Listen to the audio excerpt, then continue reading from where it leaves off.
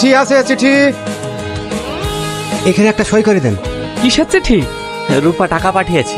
সত্যি তোর ভাগ্যটা কত ভালো, শুধুমাত্র ওই মেয়েটা ছিল বলেই তুই গার্জেনের কোনো অভাব বুঝতে পারিসনি। তা ঠিক বলেছিস, এরকম মনের মানুষ অনেক ভাগ্য করে পাওয়া যায়। কি লিখেছে?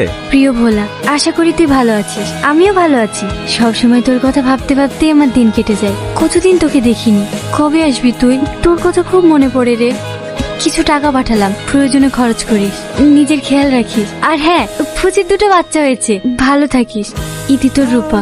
ফুচি? ফুচি আবার কে? ছাগলের বাচ্চার কথা বলছে। তুই যে বলিস ও লেখাপড়া জানে না। জানে না তো, ওই পিয়ন কাকুই ওকে লিখে দেয়। রূপা, এই রূপা, দাদু তুমি? তোর বাড়িতে গিয়েছিলাম, তোর মা বললো তুই নাকি ছাগল চড়াতে এসেছিস। এই নে, ভোলা তোকে চিঠি পাঠিয়েছে। দাদু, আমার ভোলা কি লিখেছে? পড়ো পড়ো। প্রিয় তোমার রূপা, আশা করি তুই ভালো আছিস। আমিও ভালো আছি। আমারও তোকে দেখার জন্য মনটা ব্যাকুল হয়ে ওঠে, কিন্তু কি করব বল, আমিও তোকে অনেক মিস করি।